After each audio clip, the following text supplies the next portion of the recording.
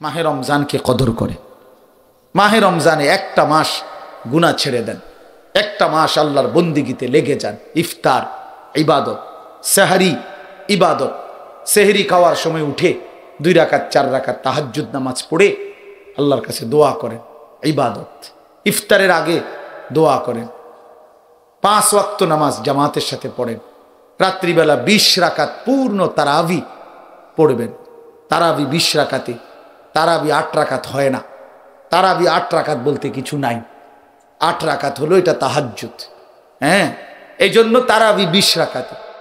আল্লাহ কোরআনে বলে, বান্দা একদিনেই কোলের বাচ্চাটা বুড়া হয়ে যাবে। এমন দুঃখ, এমন পেরেশানি, এমন আযাব।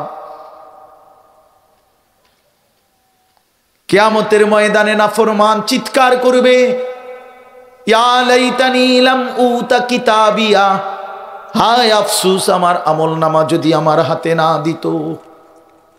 ইয়া লাইতাহা কানাতিল কাদিয়া, নাফরমান বলবে হায় আফসোস যদি মৃত্যু এসে আমাকে শেষ করে দিত, আমি যদি মরে যেতাম। মা আগনা আন্নি মালিয়া, আমার মাল কোনো কাজে আসলো না। হালাকা আন্নি সুলতানিয়া, আমার ক্ষমতা বাহাদুরি শক্তি সব আজ শেষ হয়ে গেল। এভাবে আবল তাবল বকবে। কোরআন শরীফে আল্লাহ বলছেন, রব্বুল আলামিন তখন ফেরেশতাদেরকে ডাক দিয়ে বলবে, খুজুহু ফাগুল্লু, ফেরেশতারা আমার এই নাফরমান বান্দাকে ধর। ওই যে ধর, ওই ভাগে ওরে ধর। ফাগুল্লুহু, তারে বেঁধে ফেল, শক্ত করে বাঁধে। ফেরেশতারা নাফরমান পাপীকে হাসরের ময়দানে বাঁধবে। সুম্মাল জাহিমা সাল্লু, ফেরেশতারা বলবে মাওলা বেঁধে ফেলেছি, এখন কি করব? আল্লাহ বলবেন সুম্মাল জাহিমা সাল্লু, এবার একটা লাথি মাইরা জাহান্নামে ছুঁড়ে মার। মার, লাথি মার, একটা লাথি দিবি যেন লাথির লগে গিয়ে জাহান্নামে পড়ে। দে লাথি দে, ফেলে দে জাহান্নামে, ফেলে। সুম্মা ফি সিলসিলাতিন যারউহা 70 যিরাআন ফাসলুকুহ, এরপরে জাহান্নামের ভিতরে যেই ফেরেশতা আছে ওনাদেরকে আল্লাহ বলবে, হে এবার তোমরা এই নাফরমানকে আবার 70 হাত, 70 মানে 70 হাত লম্বা আগুনের শিকলে আবার এই বেঈমান রে বাঁধো। বাইদা ফাসলুকুহু, এই বাপ আল্লাহ আমারে মাফ করে দেন। আল্লাহ পাক বলবে, পরে 70 হাত আগুনের শিকল দিয়া বেঁধে কুত্তার মতো পুরা জাহান্নামে ঘুরাও। ফাসলুকুহু অর্থ তারে ঘুরাও, ঘুরাও, ঘুরাও। সবাইরে দেখাও, সবাইরে শোনাও যে এর নাফরমানিটা কি কি ছিল, পাপগুলো কি ছিল, বলো। এটা বলো যে হে জাহান্নামীরা, দেখো এতে চোর আছিল, এতে বাটফারা ছিল, এতে সুদখোর, হারামখোর, এ খোদার 365 দিনে কোনোদিন ফজরের নামাজ পড়তো না। এই বেঈমানরে দেখো। এই ফাসলুকুহু অর্থ হলো ঘুরাও। তাইলে আমার কথাটা আমি বুঝাইতে পারলাম? কি প্রশ্ন ছিল কোন? কি বলছি কোন? ইস্তাফতি কালবাক। কাকে প্রশ্ন করেন? কাকে বলেন না কেন? দিল, দিল। একবারই বললাম বা আর যদি কোনোদিন আসতে না পারি, একবারই আসলাম, একবারই বললাম, একবারই বললাম। কেউ জিন্দেগি নষ্ট করেন না। ওয়ালা তুলকু বিআইদিকুম ইলা তাহলুকা। আল্লাহ তাআলা বলছে, বান্দা এই জিন্দেগি ধ্বংসের দিকে ঠেলে দিও না, বরবাদের দিকে ঠেলে দিও না। আল্লাহ তাআলা বলছে। অতএব দয়া করে এটা বোঝা উচিত, আমরা প্রত্যেকে হাসলেও মরে যাবেন, কাঁদলেও মরে যাবেন, স্বীকার করলেও মরে যাবেন, অস্বীকার করলেও মরে যাবেন।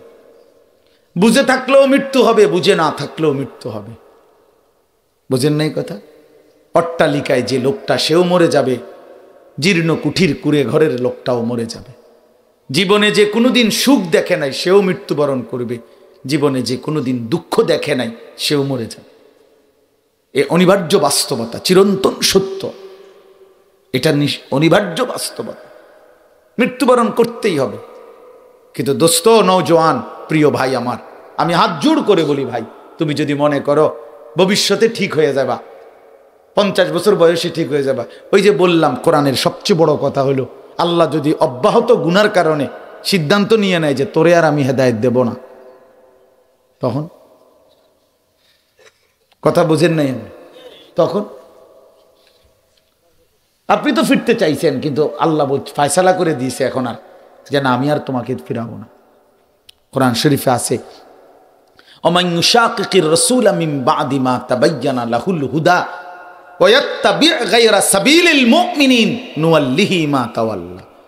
আল্লাহ বলে যে আমার রাসূলের দিক নির্দেশনার বিপরীতে চলবে, বিরুদ্ধাচরণ করবে, এবং ইমানদার মুমিনরা যেই পথে চলে সেই পথের উল্টো পথে চলবে, আল্লাহর কসম বাবা, কোরআনে আল্লাহ বলেন নুওয়াল্লিহি মা তাওয়াল্লা, আমি তাকে সেই উল্টো পথেই চালাবো। এ চলতে চলতে ওয়া নুসলিহি জাহান্নাম, একদিন তাকে জাহান্নামেই ফেলে দেব। এই জন্য বললাম 30 বছরে যেহেতু ফিরতে পারলেন না, যদি আর কখনো আল্লাহ না ফিরায়, 30 বছর যে বেটা সুদ খাইতেছেন এই হারাম যদি আর ছুট ছাড়তে না পারেন, 60 বছর বয়স্ক লোক বিড়ি খায়, আমার তো খুব টেনশন লাগে এবারে লইয়া যায়, এবারে যদি আর ফিরতে না পারে। নাহলে এত বড় বুড়া বয়সে 60 বছর হয়ে গেছে, এখনো এই বয়স্ক লোকটার লজ্জা শরম বলতে কিছু নাই, তে বেটা এখনো বিড়ি খায়। কেমন বেশরম লোক এটা, কেমন বেশরম বুড়া মিয়া এটা, বলেন আপনি? 60 বছরও আপনার লজ্জা হলো না? আস্তাগফিরুল্লাহ। আর কখন ফিরবেন বলেন? ইনসাফ কি বলে? ইনসাফ কি বলে? বিবেক কি বলে? 60 বছরও কি গুনাহ ছাড়ার টাইম হয় নাই? কথা বলেন না। 60 বছরও কি গালিগালাজ বন্ধ করার সময় হয় নাই? 60 বছরও কি সাদওয়ানে টেলিভিশনে নাচ গান দেখার অভ্যাস ত্যাগ করার টাইম আজও হয় নাই?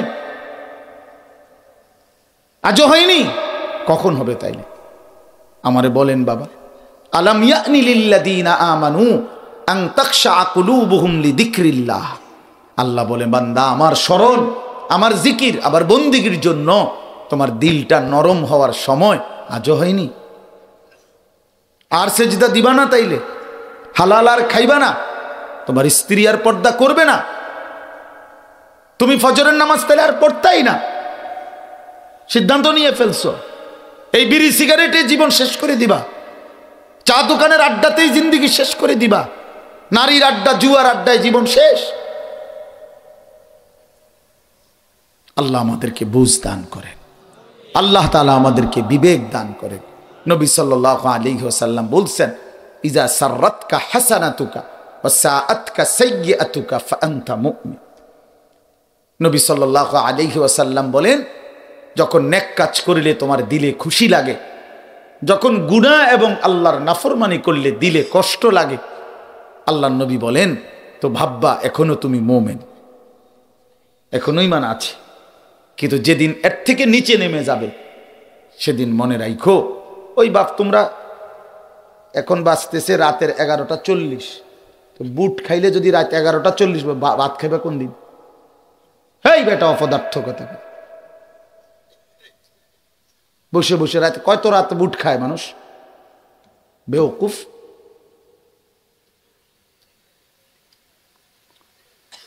বসে বসে কটর কটর করে বুট খায়, রাতের 11:40 বাজে যদি বুট খায় তো ভাত খাইব কোন রাতে? 2টা বাজে ভাত খাইব। চলেন বাবা, খামখেয়ালি আমার পছন্দ না বাপ। আমি সাংঘাতিক এই বিষয়টা যে অল্প হোক কিন্তু মনোযোগের মধ্যে বরকত হয়। মনোযোগ দিলে কি হয়? বরকত, খুব বরকত হয়। ধীরে ধীরে দিল জমে, আল্লাহর কথা মনে পড়ে, আখিরাতের কথা মনে পড়ে। এই জন্য একটু কঠোরভাবে বললাম। তো আমার বাবা, আমরা প্রত্যেকেই এটাই বুঝাইতে চাইলাম।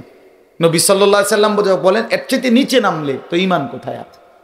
মানে একটা গুনাহ করার পরে যদি মনটার মধ্যে একটু কষ্ট না লাগে, আহা কি করলাম, কেন মিথ্যা বললাম, কেন চুরি করলাম, আহা লোকটাকে কেন ওজনে কম দিলাম, হায় হায় এতগুলো ছবি নাচ গান কেন দেখলাম, আহা ফজরের নামাজ পড়তে পারলাম না। কত ছেলে তোমরা এখানে নওজোয়ান, চেহারা দেখলেই বোঝা যায় বেনামাজি। বিশ্বাস করেন হুজুর, আমি তো খাড় করাইতাম, এ তো বোঝা যায় না হুজুর, বেনামাজি তো দেখলেই চিনা যায়। অহা দয়া মায়াহীন, নিকৃষ্ট, নির্লজ্জ, লজ্জা শরম নাই যার, অসভ্য, এই বেনামাজি, এ দেখলেই চিনা যায়। আসলেই তো অসভ্য। অমা যে মালিক চেনে না, বানানেওয়ালা, 24 ঘন্টা যিনি তাকে লালন করে, তার প্রতি সামান্যতম শ্রদ্ধা, সম্মান, কৃতজ্ঞতা যার নাই, তার চাইতে অসভ্য, নির্লজ্জ, বেহায়া আর কেউ হইতে পারে না। বেটা একেবারে বেহায়া, এটা একেবারেই অসভ্য, একেবারেই অসভ্য। যেন বেনামাজির চাইতে বড় অসভ্য আর কেউ হইতে পারে না, এর চাইতে নির্লজ্জ কেউ হইতে পারে। এই জন্য আল্লাহর নবী সাল্লাল্লাহু আলাইহি সাল্লাম বলছেন যে ফজরের নামাজ পড়ে না, খোদার কসম নবী বলছে এটা খবিস। ওয়া ইল্লা আসবাহা খাবিসান নফস, রাসূলুল্লাহ সাল্লাল্লাহু আলাইহি সাল্লামের হাদিস, যে ফজরের নামাজ পড়ে না এটা খবিস, খবিস, খবিস, খবিস এটা। আর খবিস বাথরুমে থাকে, পেশাব পায়খানায় থাকে। হ্যাঁ, প্রমাণ কি? ওই যে বাথরুমে ঢুকার দোয়াটা কোন, এই তো অর্থকন, অর্থকন। আর নবীজি তো বাথরুমে ঢুকতে, পেশাব পায়খানায় ঢুকতে এই দোয়া পড়তে, যে আল্লাহ খবিস থেকে পানাহ চাই। তাহলে বোঝা গেল এই ফজরের নামাজ যে পড়ে না, এই খবিস আসলে বিছনার থেকে ওঠে না, টয়লেটের থেকে ওঠে। এই 7:30 8টা বাজে এই খবিস মূলত কই থেকে উঠছে? বাথরুম থেকে। তারে ইবলিসে, শয়তানে তারে ধাক্কাইয়া মূলত ফজরের টাইমের আগে দিয়ে তারে বাথরুমে ফেলাই দিছে। এবার 7:30 8টা বাজে সেই খবিস বাথরুম থেকে উঠছে। এই জন্য নবীজি বলছে আল্লাহ খবিস থেকে পানাহ চাই। ফজরের নামাজ যে পড়ে না সে খবিস, কাসলান, নবীজি বলছে অলস, অপদার্থ। নবী সাল্লাল্লাহু আলাইহি সাল্লাম বলছে যাকা রাজুলুন বালা শাইতানু ফি উযুনাইহি, সারাটা রাত ঘুমায় কাটায় দিছে, ফজরের নামাজটাও পড়ে নাই। আল্লাহর কসম নবী সাল্লাল্লাহু আলাইহি সাল্লাম বলেন এটা এমন লোক যার 2 কানে শয়তান পেশাব করে দিছে, মুত্তা দিছে, শয়তান পেশাব করছে। এই জন্য ফজরের নামাজ যে পড়ে না তার 2 কানে শয়তান পেশাব করে। আর 2 কানে পেশাব করা মানে শয়তান অনেক বয়স্ক, শয়তান কোনো 6 মাসের বাচ্চা না যে অল্প একটু পেশাব করে। শয়তান তো অনেক পুরান, তো আজকে কালকার শয়তান না, বুঝেন নাই কথাটা? এই জন্য তারে ভাষায় দেয় পেশাব, নাপাক হয়ে যায় এটা। এই জন্য ফজরের নামাজ পড়বেন, বলেন ইনশাআল্লাহ। যুবক ভাই হিম্মত করো ইনশাআল্লাহ। আমি বললাম নওজোয়ান, যদি ফজরের নামাজ ঠিক মতো সেজদা দিতে পারো ইনশাআল্লাহ আগামী দিনে ইমাম মাহাদির পতাকা উড়াবা তোমরা ইনশাআল্লাহ। কালেমার পতাকা উড়বে ইনশাআল্লাহ তোমাদের হাতে। দাজ্জালের বিরুদ্ধে লড়বা ইনশাআল্লাহ। ইসরায়েলের ইহুদি কুত্তারা, খোদার কসম তাদের বিশ্বাস এটা, যেদিন মুসলমানদের জুমার নামাজ আর ফজরের নামাজ মুসল্লি বরাবর হবে, সেদিন ইসরায়েল, সেদিন ইহুদিরা হেরে যাবে, বেঈমানরা হেরে যাবে, এটা তাদের বিশ্বাস, এটা তাদের ধর্মগুরুদের বক্তব্য। আমি আরবি কিতাবে এটা পড়ছি। হ্যাঁ, এটা এদের বিশ্বাস। ওরা এই জন্য চেষ্টা করে ইমানদার যেন সবাই ফজরের নামাজ না পড়ে। সমস্ত নষ্টামি, সমস্ত নাচ গান, হোটেল বার রেস্তোরাঁ, উলঙ্গপনা, বেহায়াপনা রাতে জমজমাট করে দেয়। কেন? যেন ভোরবেলা না জাগে। ফজরের ওয়াক্তকে বলা হয় ওয়াক্তুল ইনকিলাব, পরিবর্তনের সময়। ফজরের ওয়াক্তে বেঈমানের পরাজয় হয়, ফজরের ওয়াক্তে ইমানদারের বিজয় হয়। কোরআন শরীফে আছে কওমে লূত, আপনারাও শুনছেন, যাদেরকে আল্লাহ তাআলা সাতবক জমিনের মাটি উল্টাইয়া আল্লাহর একটা নাফরমান জাতি আল্লাহ ধ্বংস করে দিছে। শুনছিলেন এটা? লূত আলাইহিস সালামের কি কওম। এখন প্রশ্ন হলো কখন? ফজরের ওয়াক্তে। কোরআন শরীফে আছে ইন্না মাউইদাহুমুস সুবহু আলাইসা সুবহু বিকারীব। ফজরের ওয়াক্ত। কওমে শুআইব আলাইহিস সালামের কওমকে আল্লাহ, অবাধ্য জাতি, এক ফেরেশতা আইসা বিকট একটা চিৎকার দিছে। এক চিৎকারে পুরা জাতি, গোষ্ঠী শুদ্ধা, কোলের বাচ্চা, পেটের বাচ্চা, ছোট বড় সব ধ্বংস হয়ে গেছে, সব মরে গেছে। প্রশ্ন হলো কখন? ফজরের ওয়াক্তে। ফাসবাহু ফি দারিহিম জাথিমিন। ফাসবাহু মানে সুবহ, ফজরের ওয়াক্ত। এই জন্য ফজরের ওয়াক্তে জালেম ধ্বংস হয়, ফজরের ওয়াক্তে বেঈমান পরাজিত হয়, ফজরের ওয়াক্তে ইমানদারের বিজয় হয়। এই জন্য আমি অনুরোধ করি আমরা ফজরের নামাজ পড়বো ইনশাআল্লাহ। বলেন সবাই, বলেন ইনশাআল্লাহ, দিল থেকে বলেন ইনশাআল্লাহ। হিম্মত করলে পারবেন, আমার বাপ হিম্মত করলে পারবেন। অসম্ভবের কিছু না যুবক, অসম্ভবের কিছু না বাবা। আল্লাহর নবী সাল্লাল্লাহু আলাইহি ওয়াসাল্লাম রবিউল আউয়াল মাসে ইন্তেকাল করছেন, আমরা সবাই জানি। সোমবার দিন, কি বারে? এই নবী সাল্লাল্লাহু আলাইহি সাল্লাম আস-সিরাতুন নববিয়্যা, সৈয়দ আবুল হাসান আলী নদভী রাহমাতুল্লাহ আলাইহির কিতাব আমি নিজে পড়ছি, ওইখানে আছে আল্লাহর নবী সাল্লাল্লাহু আলাইহি সাল্লাম এই যেদিন সোমবারে ইন্তেকাল করছে, আল্লাহর কসম সেদিন উম্মতকে, সাহাবীদেরকে, নবীজি অসুস্থ ছিলেন, ইন্তেকালের পূর্বে নবীজি 23 ওয়াক্ত নামাজ নিজে ইমামতি করতে পারে নাই। এত অসুস্থ ছিলেন যে উঠে বসতে পারতেন না শেষ দিকে আইসা। তো শেষ সোমবার দিন নবীজি মসজিদে সোমবার ফজরের ওয়াক্তে যাইতে পারে নাই।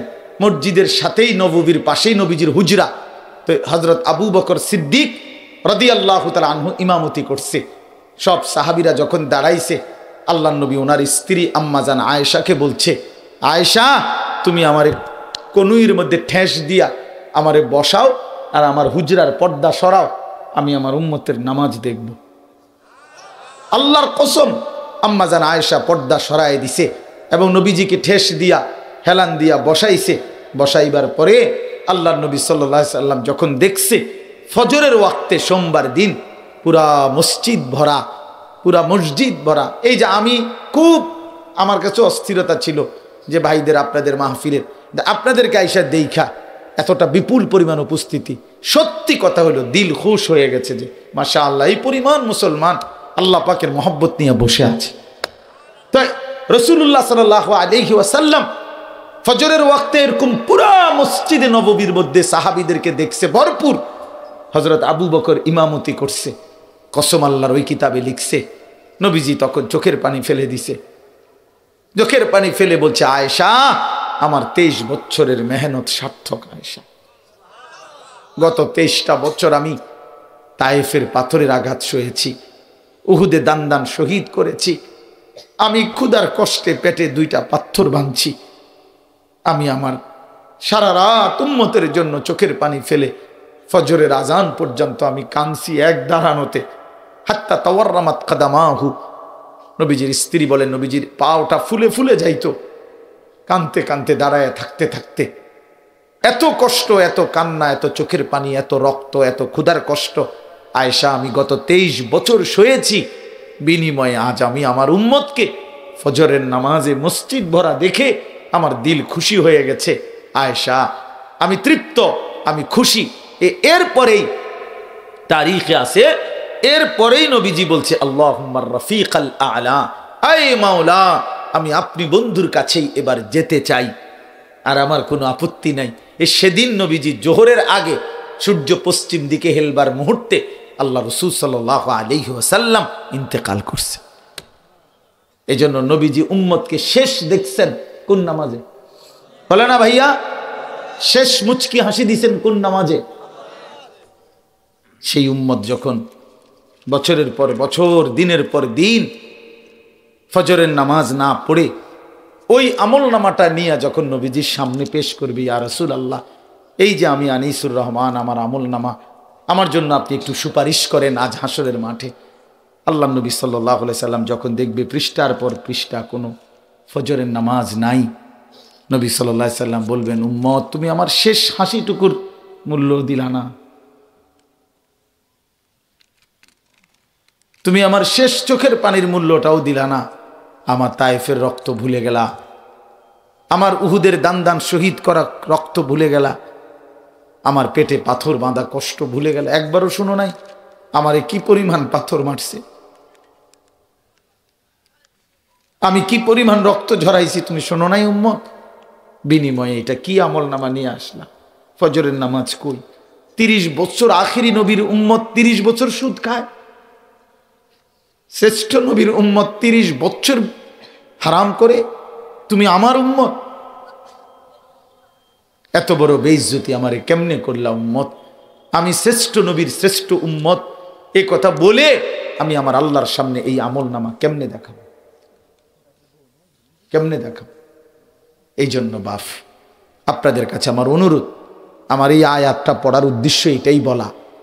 আল্লাহ তাআলা বলছেন, ইয়া আইয়ুহাল্লাযীনা আমানু, হে ঈমানদারগণ, কুতিবা আলাইকুমুস সিয়ামু কামা কুতিবা আলাল্লাযীনা মিন ক্বাবলিকুম লাআল্লাকুম তাত্তাকুন। আল্লাহ বলে, পূর্ববর্তী সমস্ত ঈমানদার উম্মতের মতো আমি আল্লাহ তোমাদের উপরও রোজা ফরজ করলাম। কেন করলাম বান্দা? লাআল্লাকুম তাত্তাকুন। সহজ কথা হলো, মোমেন, আমি আল্লাহ তোমাদেরকে জান্নাত দিতে চাই। গত 11 মাসও দিতে চাইছি জান্নাত। যদি 11 মাসও কদর না করো তো কমপক্ষে একটা মাস কদর করো বান্দা। একটা মাস গুনাহ ছেড়ে দাও, একটা মাস আমার গোলামি করো, এক মাসের মাথায় মুত্তাকি বানিয়ে জান্নাতি বানিয়ে দেব। একটা মাস সময় চাইলাম বান্দা, 30টা দিন আমারে দাও, 30টা দিন আমি জান্নাতি করে দেব। লাআল্লাকুম তাত্তাকুন, এক মাসেই মুত্তাকি বানিয়ে দেব,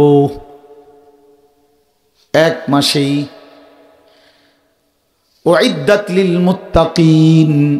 আর আল্লাহ বলেন, মুত্তাকি হলে লাভ কি হবে? আল্লাহ বলে, জান্নাত তো বানানোই হয়েছে মুত্তাকিদের জন্য। ইন্নাল মুত্তাকিনা ফি জান্নাতিন ওয়া উয়ুন, ইন্নাল মুত্তাকিনা ফি মাকামিন আমিনিন, ইন্নাল মুত্তাকিনা ফি যিলালিন ওয়া উয়ুন, ইন্নাল আবরারা লাফি নাঈম, ইযা রাআইতা থাম্মা রাআইতা নাঈমান ওয়া মুলকান কাবীরা। আল্লাহ বলে, মুত্তাকিদেরকে ওয়াদা দিলাম, জান্নাতের ছায়াতেই রাখবো, জান্নাতের ঝর্ণা ধারাতেই রাখবো। সুবহানাল্লাহ। এজন্য বাপ, একটা মাস আল্লাহ সময় চাইছে, সেই মাসটা সামনে, সেই মাসটা সামনে। যদি দিলের মধ্যে মহব্বত লাগে যে আসলে জিন্দেগি বদলানো দরকার, আখেরাতের ফিকির করা দরকার, তো আখেরাতের শ্রেষ্ঠ মৌসুম, সিজন মাহে রমজান। ঠিক কিনা বলেন? এই সিজন চিনলে ভালো। যে পাকা ব্যবসায়ী সে সিজন চিনে, যে বুদ্ধিমান কৃষক সে সিজন বুঝে যে এখন কোন ফসল লাগাইতে হবে। ঠিক কিনা বলেন?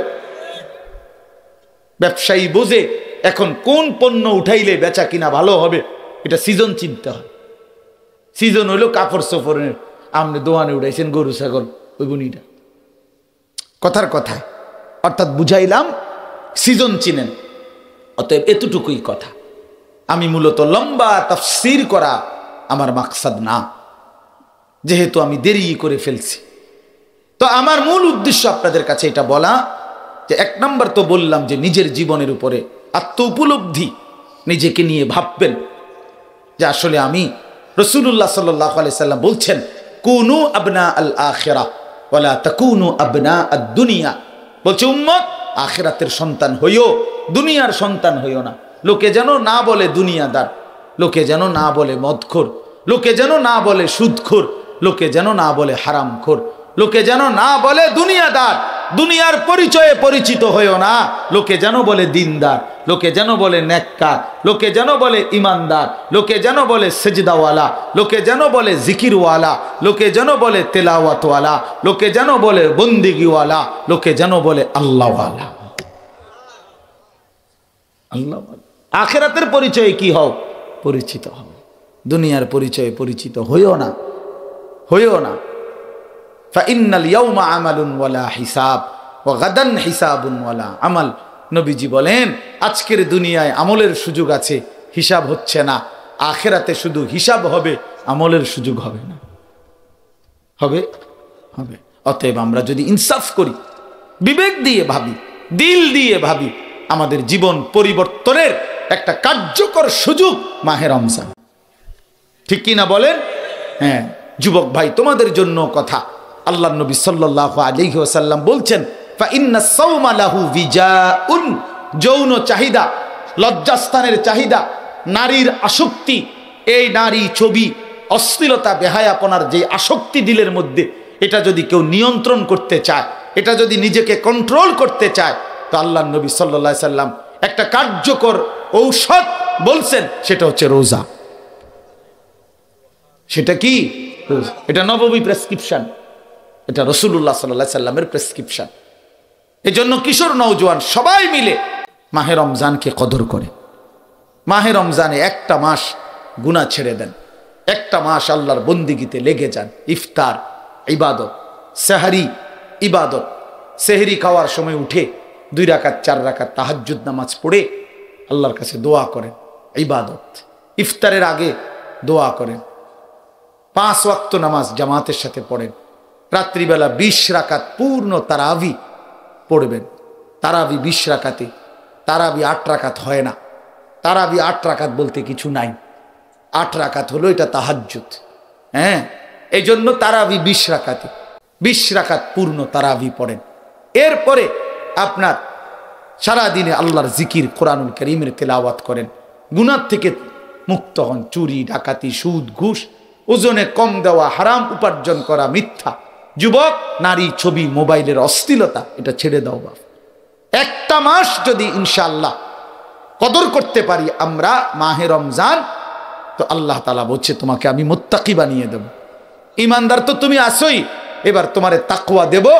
ঈমান এবং তাকওয়া, ঈমান হলো পাসপোর্ট, তাকওয়া হলো ভিসা। পাসপোর্ট এবং ভিসা হলে ঈদের দিন ফ্লাইট হবে জান্নাত। এই জন্য আমি সবসময় বলি যে রমজানের চাঁদ উঠলে আল্লাহ যেন বলে ইয়া আইয়ুহাল্লাযীনা আমানু, হে ঈমানদার, মানে হলো ঈমানের পাসপোর্ট আমার কাছে জমা দাও। আমি নিলাম 30 দিন সময় নিলাম, 30 দিন আমার কথা শুনবা। 30 দিনের মাথায় অথবা 29 দিনে, 31 দিন লাগবে না, তোমার এই পাসপোর্টের মধ্যে তাকওয়ার ভিসা লাগায় দেব আমি আল্লাহ। ভিসা লাগবে 30 দিনে, কয় দিনে? অথবা 29 দিনে, 31 দিন লাগবে না। যেদিন ভিসা হবে পরের দিন ঈদের দিন তোমার জান্নাতের ফ্লাইট।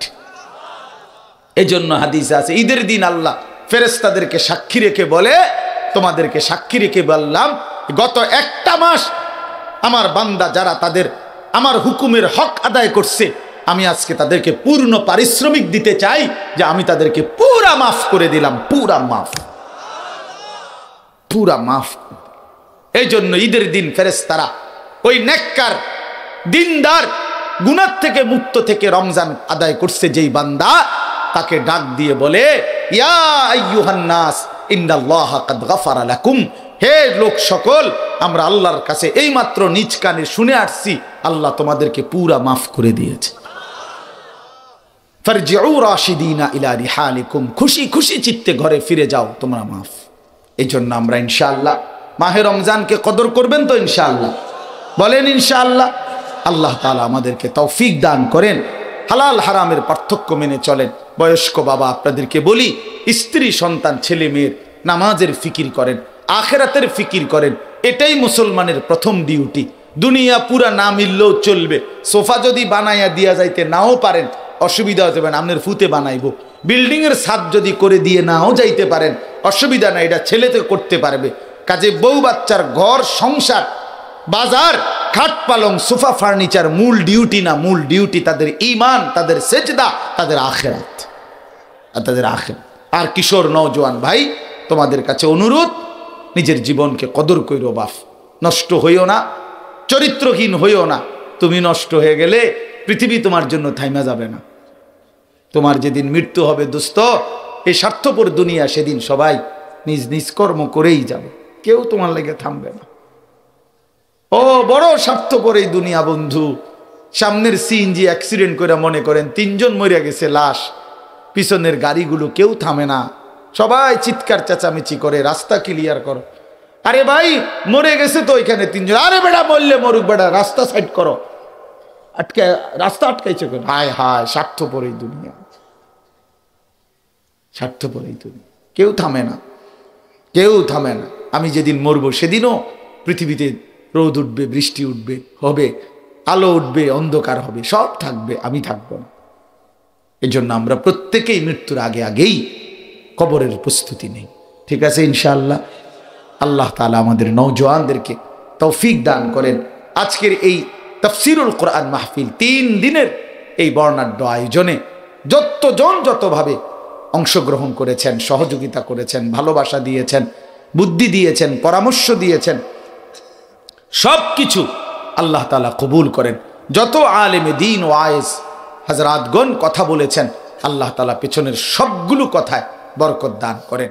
ইয়া রাব্বি লাকাল হামদু কামা ইয়ানবাগি লিজালালি ওয়াজহিকা ওয়া আযীমি সুলতানিক ওয়া সাল্লি আলা মুহাম্মাদিন কামা হুয়া আহলুক ওয়াফআল বিনা খায়রান কামা আনতা শানুক ইয়া আরহামার রাহিমিন ইয়া আরহামার রাহিমিন ইয়া আরহামার রাহিমিন। রব্বানা যালামনা আনফুসানা ওয়া ইল্লাম তাগফির লানা ওয়া তারহামনা লানাকুনান্না মিনাল খাসিরিন। রব্বানা আতিনা ফিদ দুনিয়া হাসানা ওয়া ফিল আখিরাতি হাসানা ওয়া কিনা আযাবান নার। রব্বিরহামহুমা কামা রব্বায়ানি সগীরা। রব্বানা হাব লানা মিন আজওয়াজিনা ওয়া যুররিয়াতিনা কুররাতা আ'য়ুন ওয়াজআলনা লিল মুত্তাকিনা ইমামা। মাওলায়ে করিম আপনি মাফ করে দেন, রব্বে করিম আপনি মাফ করে দেন, মেহেরবান মাওলা আপনি মাফ করে দেন। রাত অনেক গভীর মাওলা, কুয়াশার চাদর দিয়ে ঢাকা মাওলা, ফোঁটা ফোঁটা পানি পড়ছে মাওলা। আয় আল্লাহ, এমন অন্ধকার নিরিবিলি মুহূর্তে অল্প কয়েকজন গুনাহগার গোলাম আমরা, আপনি মাফ করে দেন। আযাব দিলে আপনার কোনো লাভ নাই, মাফ করে দিলে আপনার কোনো ক্ষতি নাই, মাফ করে দিলে আপনার কমবে না, মাফ না পেলে আমাদের উপায় থাকবে না। আয় মাওলা, আপনি ফিরিয়ে দিলে আর কোথাও আশ্রয় নাই, আপনি তাড়িয়ে দিলে আর কোথাও কোনো ঠিকানা নাই।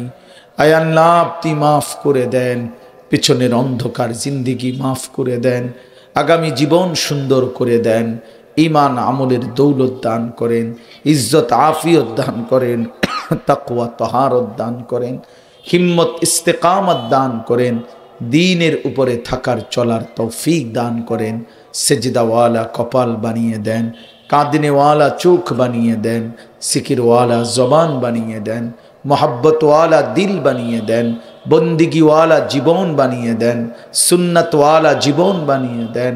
আগামী জিন্দিগি কাজে লাগাবার তৌফিক দান করেন, আখিরাতের ফিকির দান করেন, কবরের ভয় দান করেন, জাহান্নামের ভয় দান করেন, জান্নাতের আশা দান করেন।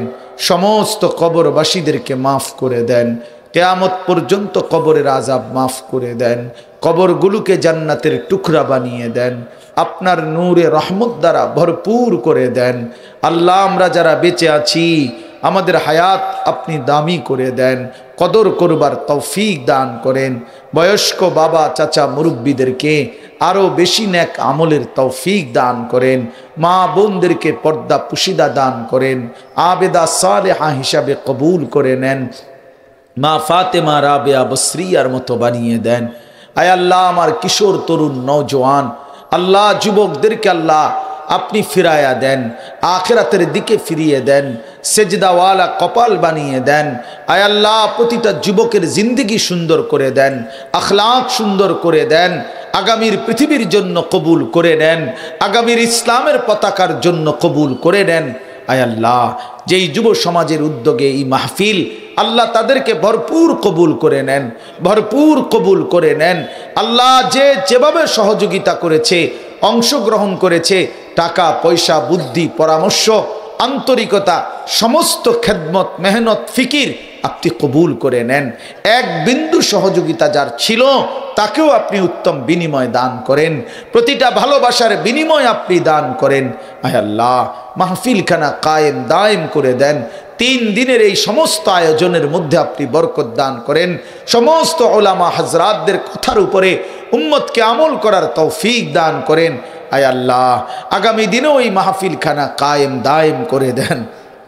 অসুস্থ বিমারি যারা শিফা করে দেন, শিফায়ে কামেলা আজেলা দান করেন, ওলামায়ে কেরামকে হায়াত দারাজ করেন।